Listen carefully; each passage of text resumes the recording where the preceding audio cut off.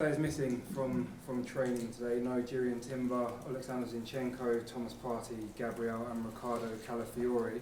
Are you able to give any updates on any of them? Yeah, we have to manage a lot of the players.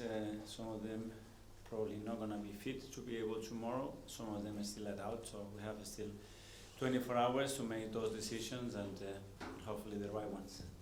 How frustrating has it been trying to deal with this injury crisis pretty much all the way through the season? It is what it is.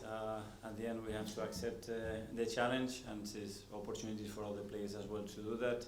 In the ideal scenario we have to be in charge of making those decisions because it's forcing us to make it for the wrong reasons, but as well we need to accept the reality and move forward.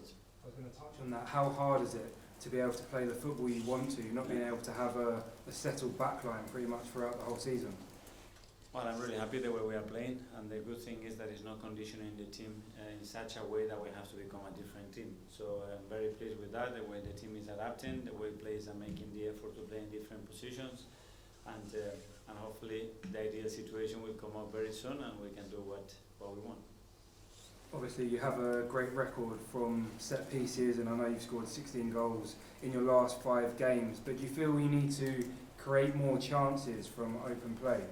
We want to create more from every angle, and from set piece as well. We could have created more, we created, and we should have scored another 1 or 2. So always trying to evolve and be better. Derbysh from Sky. Hello, Mikel. Hello. I know it wasn't the result that you wanted on Sunday, but is the feeling around the place slightly different to when you've had setbacks in the past? Because you seem really, really positive following that game. Yeah, and the more I watch it, the more, to concede what we concede and how the hell we draw that game is difficult to understand, but it's the beauty of football as well. So we will adapt, obviously put our heads up. It was disappointing, it was very emotional as well because scoring the second one and getting disallowed, it was tough, but we have to move every 3 games. It's another opportunity and we need to keep going. You and the majority of your players had their first experience of the Champions League last season. What did you learn from that experience, and is there a belief and a feeling maybe that you can create something special this season? Yeah, we have to do a lot of the things that we do in the Premier League. I mean, the tendency always is to look at the Champions League like something else. So how big is the Premier League? How big is the Champions League? The Premier League is this size and the Champions League is this size. We face incredible difficult opposition every week, That's the good thing, that when we come up now against a really good team like Monaco that they are doing incredibly well, we are so used to it because we play every 3 days against this kind of opposition. So yeah, it's learning about certain things, certain scenarios that are different because Champions League is different in a certain way, but there are a lot of similarities in the way we have to compete day in, day out in the league. Final one for me. You've spoken about how big an influence your captain has been since he returned, Martin Odegaard. He's also had a big change in his life recently with the birth of a baby boy. Have you noticed anything different about him?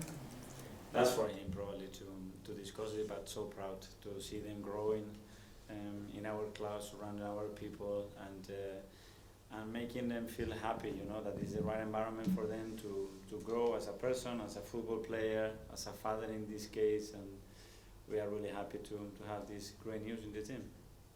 Simon, Evening Standard. Mikel, can I just check on availability? I know Josh Nichols is someone who could play in that defence, but didn't look like he was at training. Is he another one who's out at the moment? He's been with some issues. We don't know still whether he's available or not.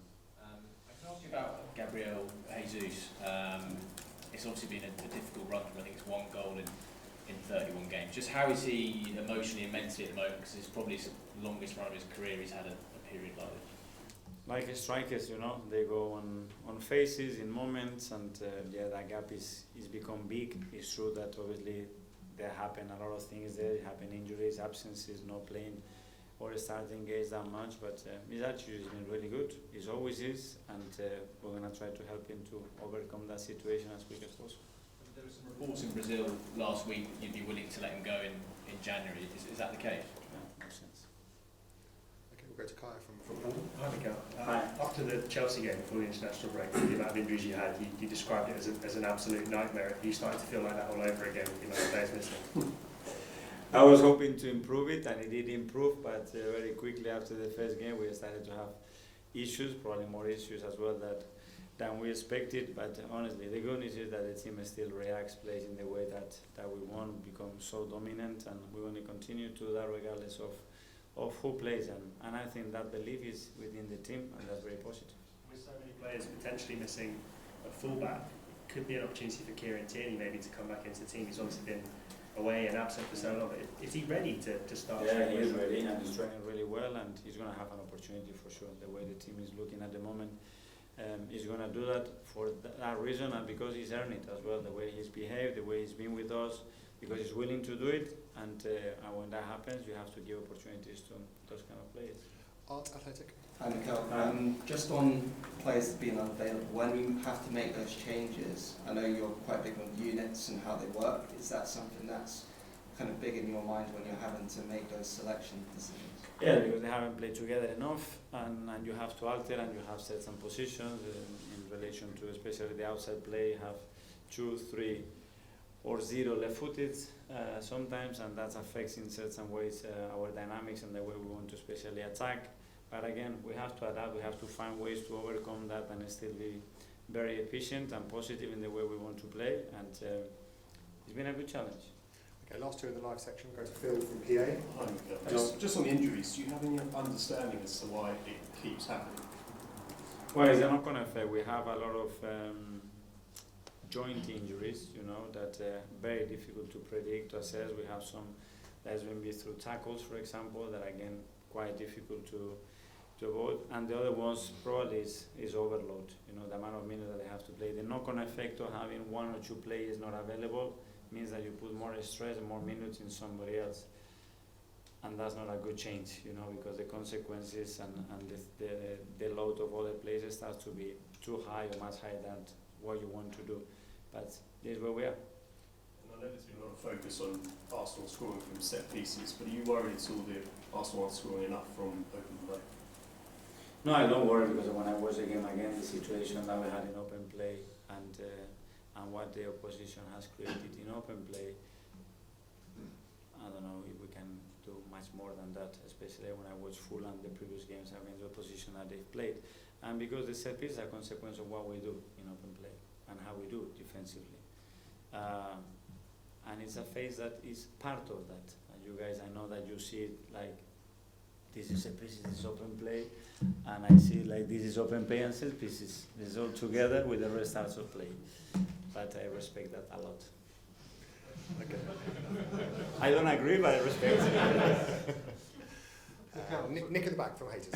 I'm Mikel. What are your thoughts on Monaco? What's your assessment of Monaco? Well, I'm really impressed. A really good side. You see the run that they've been in the Champions League and in the league, especially against top opposition. So a real threat. It's a team that is superly well organized, really intense, really good in transition moments as well, and with a lot of quality. So it's going to be a very good test for us tomorrow. And finally, what are your memories of playing against them? I think it's a while ago, but when you were at Paris, you played a couple of times against them, didn't you? Yeah, it's good, and as well, I think we have a really good link with Arsene, with Thierry as well. There is a big history there as well. It's a very special club, very special place. So yeah, welcome them here and hopefully be better than them and try to win the game. Okay, guys, that finishes the live section. We'll now go to 10:30 tonight.